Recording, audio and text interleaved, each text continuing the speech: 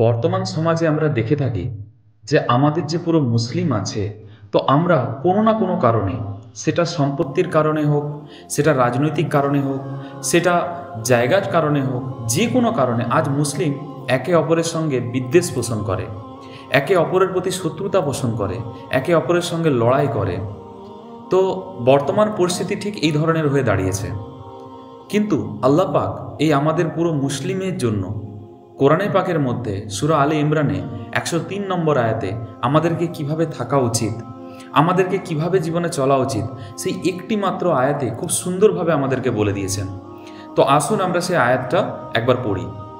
সূরা আলে ইমরানে আল্লাহ পাক বলছেন, তোমরা সবাই মিলে আল্লাহর রশ্মি কোরআনকে শক্ত করে আঁকড়ে ধরো এবং কখনো পরস্পর থেকে বিচ্ছিন্ন হয় না।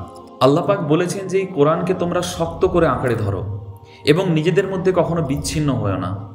তো এখানে আঁকড়ে ধরার যে অর্থটা আল্লাহ পাক বলেছেন যে এটা তোমরা ইলম হাসিল করো, পড়ো, এখান থেকে শেখো, এখান থেকে জানো এবং ঠিক এইভাবেই নিজের জীবনটাকে পরিচালনা করো এবং অপরকেও বলো যে তুমি কিভাবে জীবন পরিচালনা করতে পারবে। তো এই কোরআনকে যদি আমরা নিজেদের মধ্যে যদি নিয়ে নিতে পারি এবং এইভাবে যদি নিজের জীবনটা পরিচালনা করতে পারি, তবে কি না আমরা পুরো মুসলিম উম্মত এক জায়গায় থাকতে পারবো এবং তবেই আমরা বিচ্ছিন্ন হতে পারবো না। তো এটাই আল্লাহ পাক এই আয়াতের মধ্যে প্রথমেই আল্লাহ পাক বর্ণনা করেছে যে তোমরা একে অপরের মধ্যে বিচ্ছিন্ন হয়েও না এবং এই কোরআনকে আঁকড়ে ধরো তালিম হিসাবে, শিক্ষা হিসাবে, নিজের জীবন বিধান হিসাবে। এবং তারপরে এই আয়াতের মধ্যে আল্লাহ পাক বলছেন, তোমরা তোমাদের ওপর আল্লাহর সেই নিয়ামতের কথা স্মরণ করো যখন তোমরা একে অপরের দুশ্মন ছিলে। অর্থাৎ আল্লাহ পাক বলছে, আমরা জানি যখন রাসূলুল্লাহ সাল্লাল্লাহু আলাইহি ওয়াসাল্লাম যখন পৃথিবীতে আগমন হয়, ঠিক সৌদি আরব অর্থাৎ মিডল ইস্ট যে এরিয়াটা, সেখানে সেই সময়ের ইতিহাস বলতো সেই সময়ের লোকেরা ছোট্ট ছোট্ট কারণে একে অপরের মধ্যে দুশ্মনী পোষণ করত এবং তারা এতটা জাহিল ছিল যে একে অপরের প্রতি শত্রুতার সমস্ত সীমাকে তারা ছাড়িয়ে গেছিল। তাদের ওই সমস্ত দেশে কোনো বাইরের শত্রু আক্রমণ করতো না। তারা ভাবতো এত মূর্খ, এত জাহিল, সেই দেশে গিয়ে আমরা কি করব। তো সেই ধরনের একটি নোংরা পরিস্থিতিতে আল্লাহ রসুল সাল্লাল্লাহু আলাইহি ওয়াসাল্লামের আগমন ঘটে এবং সেইখানে তাদের যে হানাহানি, তাদের যে শত্রুতা সমস্ত দমন হয়ে যায়। তাই সেই পরিস্থিতিতে সেই সমাজের মধ্যে কোরআন তাদেরকে ঐক্যবদ্ধ করেছিল। অতঃপর তিনি দিনের বন্ধন দিয়ে তোমাদের উভয়ের মনের মাঝে ভালোবাসার সঞ্চার করে দিলেন। অতঃপর শত্রুতা ভুলে তোমরা তার অনুগ্রহে একে অপরের ভাই হয়ে গেলে। তাহলে আল্লাহ পাকের কোরআন যখন ঠিক সেই এলাকায় যখন নাজিল হলো আল্লাহ রসুল সাল্লাল্লাহু আলাইহি ওয়াসাল্লামের উপরে, তখন তারা নিজেদের মধ্যে সমস্ত শত্রুতা ভুলে গেল এবং তারা একে অপরের মধ্যে ভাই সুলভ আচরণ করতে শুরু করলো। তাহলে এটা কি জন্য হলো না, আল্লাহ রসুল সাল্লাল্লাহু আলাইহি ওয়াসাল্লামের উপরে যে কোরআন নাজিল হয়েছিল সেই কোরআনের শিক্ষা অর্জন করার মধ্যে দিয়ে তারা কি না নিজেদের মধ্যে ভ্রাতৃত্ব গঠন করলো এবং সমস্ত শত্রুতা ভুলে গেল। তাই বর্তমান যুগেও কিন্তু ঠিক সেইভাবেই কোরআনের মূল্য প্রযোজ্য। আজকের দিনেও যে মুসলিম সমাজের মধ্যে যে ধরনের শত্রুতা মুসলিমরা একে অপরের মধ্যে করে, কেউ অমুক রাজনৈতিক দল, কে তমুক রাজনৈতিক দল, কেউ সম্পত্তির জন্য, কেউ পয়সার জন্য, কেউ ব্যবসার জন্য নিজেদের মধ্যে শত্রুতায় ভাগ হয়ে গেছে। কিন্তু কোরআনই পারে একমাত্র সমস্তকে এক করতে। যদি মুসলিম আজকের দিনে ঠিক করে নেয় যে আমরা এই কোরআন থেকে শিক্ষা হাসিল করব এবং এই কোরআনের যে আয়াতে আল্লাহ পাক আমাদের জন্য যা বর্ণনা করেছে ঠিক সেইভাবেই আমি আমার নিজের জীবনটা চালাবো, তাহলে কিন্তু আমাদের মধ্যে কোনো প্রকার কোনো হানাহানি থাকবে না।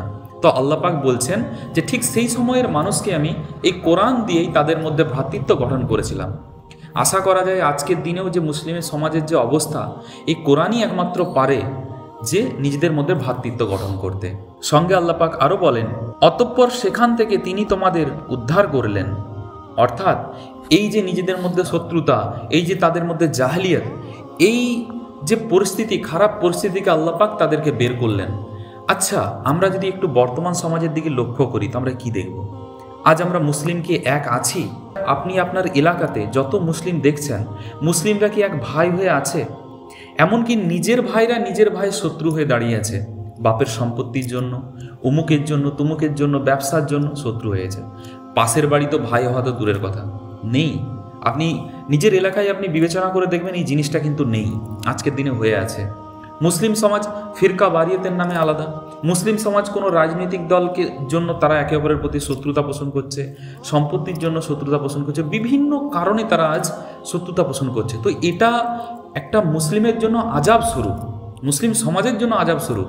তো সেই যুগেও আল্লাহ পাকের এই কোরআন তাদের মধ্যে ভ্রাতৃত্ব গঠন করেছিল এবং এই ধরনের যে আজাব তার থেকে তারা নিজাত পেয়েছিল। তো ইনশাল্লাহ আমি মনে করি যে যদি আমরা এই কোরআনকে নিজেদের জীবন বিধান বানাতে পারি, এই ধরনের যে সংকট থেকে আমরাও উদ্ধার হব, আল্লাহ পাক আমাদেরও উদ্ধার করবেন। আল্লাহ তাআলা এভাবেই তার আয়াতসমূহকে তোমাদের কাছে স্পষ্ট করে বর্ণনা করেন। আল্লাহ পাকের যে আয়াত, আল্লাহ পাক বলছেন যে আমি স্পষ্টভাবে আয়াতকে ঠিক এভাবেই বর্ণনা করি যাতে মানুষ খুব সহজে বুঝতে পারে এবং নিজেদের মধ্যে আমল করতে পারে। আশা করা যায় তোমরা সঠিক পথ পেয়ে যাবে। আল্লাহ পাক বলছেন যদি আমরা এই কোরআন থেকে ইলম হাসিল করি এবং নিজের জীবনটা যদি কোরআনের মধ্যে দিয়ে আমরা পরিচালিত করি, তাহলে আমাদের যে ধরনের কষ্টের আমরা সম্মুখীন হচ্ছি তো সেখান থেকেও আমরা নিজাত পেয়ে যাব এবং আমরা সঠিক পথ পেয়ে যাব। আল্লাহ পাক বলেছেন অবশ্যই কোরআন সত্য, আল্লাহ সত্য।